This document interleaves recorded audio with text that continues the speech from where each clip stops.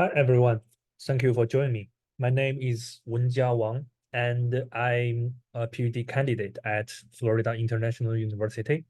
Today, I have the privilege of presenting our paper, a survey of major cybersecurity compliance frameworks.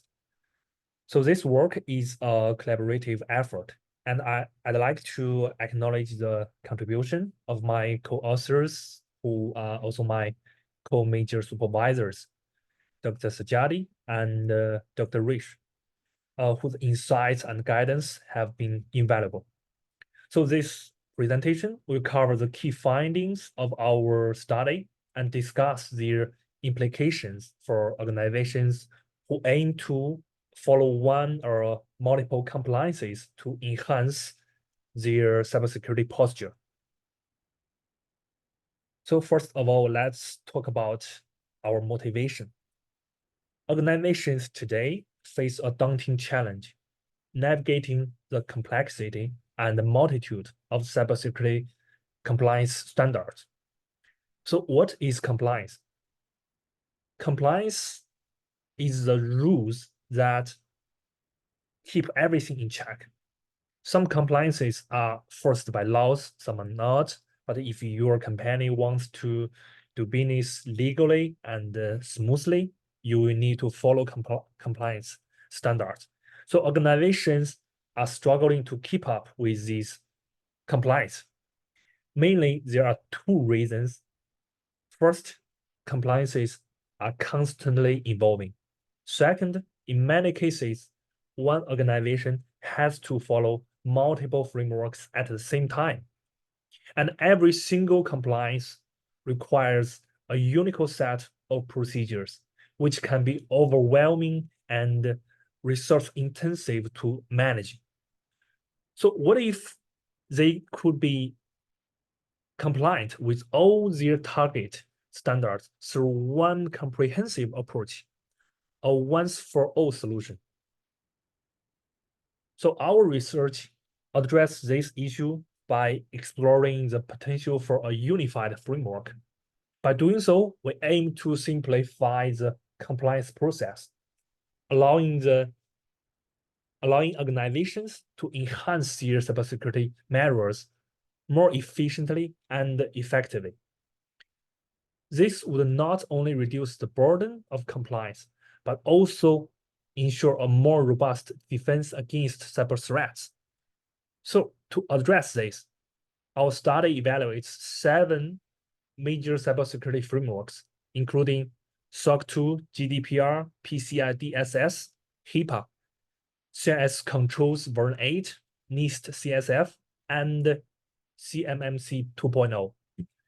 So our research focuses on understanding their unique features and operational nuances. In this study, we also try to address gaps in current compliance strategies through a novel set of risk management-based evaluation criteria. Additionally, in the course of this exploration for a unified framework, we were thinking of building a new one, by the way. But luckily, we found the Secure Control Framework, or SCF. It's a comprehensive catalog of cybersecurity and data privacy controls. And we explore the integration of these 7 compliances with SCF to provide a unified compliance framework. Now, let's examine these 7 key compliance and their distinct features. So the full forms of compliance names are indicated after the abbreviations. First, SOC 2. SOC 2 is developed by the AICPA for service organizations, and the core of SOC 2 compliance is trust service criteria, which sets the foundational principles for data security and privacy. GDPR is crafted by European Union to protect data rights. It mandates the compliance for any entity handling EU citizens' data. And PCI DSS, it's established by PCI Security Standards Council. It protects credit card data in all transaction stage. It's a crucial standard in finance industry.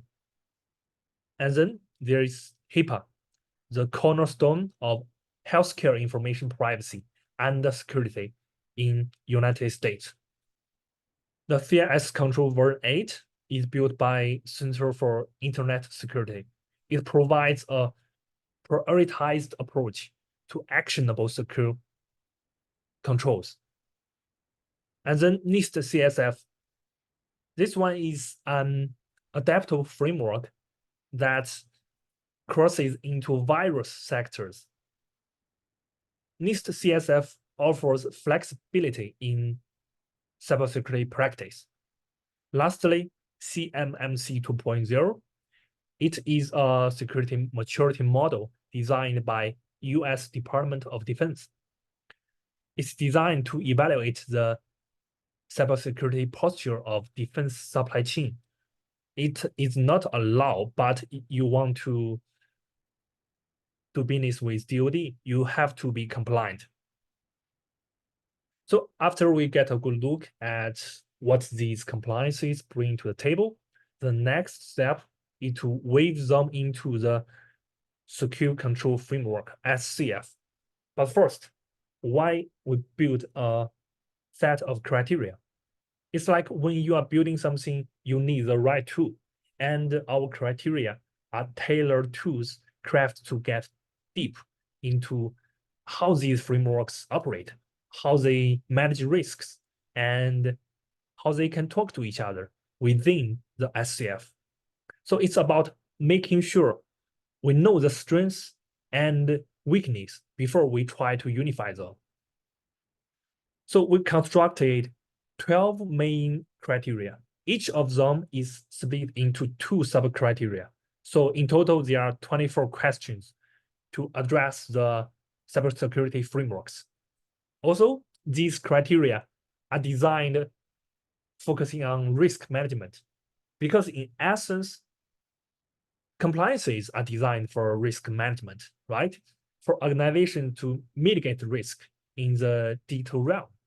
So this set of risk management-based criteria allows us to penetrate the surface and assess the framework's effectiveness against these dynamic cyber risks.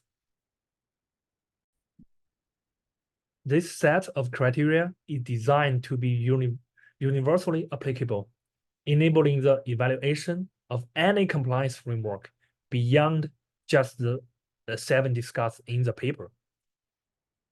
So here is the evaluation result. By designing a definitive true, false, partly, or unclear value to each sub-criterion of 24, we establish an objective grading system. So this table presents a look at how each of these 7 frameworks stands up against criteria. You will notice that many criteria are met across the board, revealing a strong alignment with risk management principles. Some areas like risk assessment and monitoring, they constantly score high, which affirms their universal importance.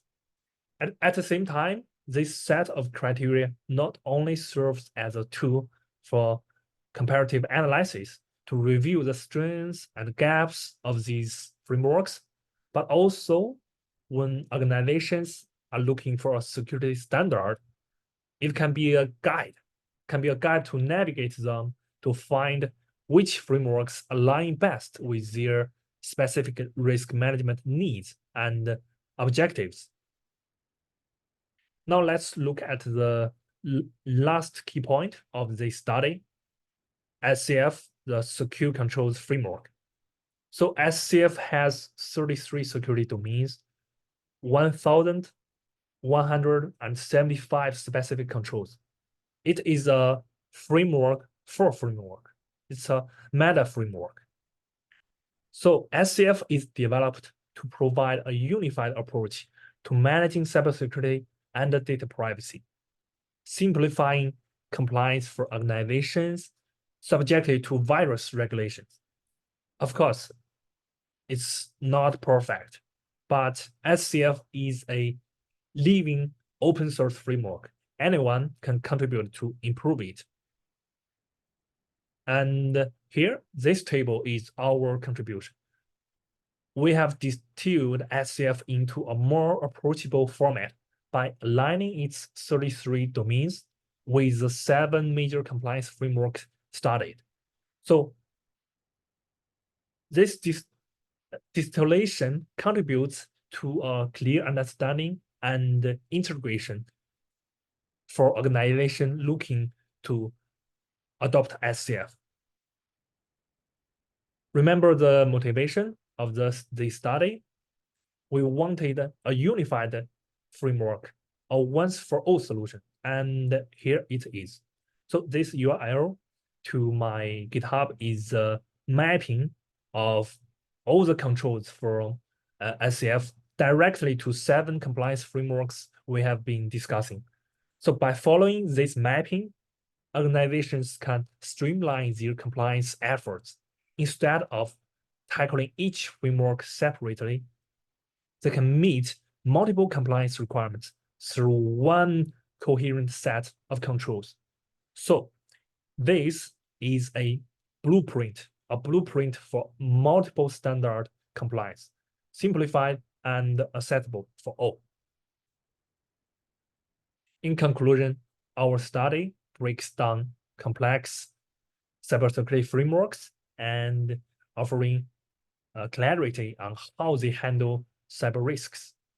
So we have introduced a systematic approach using SCF mapping to show how organizations can meet virus standards together.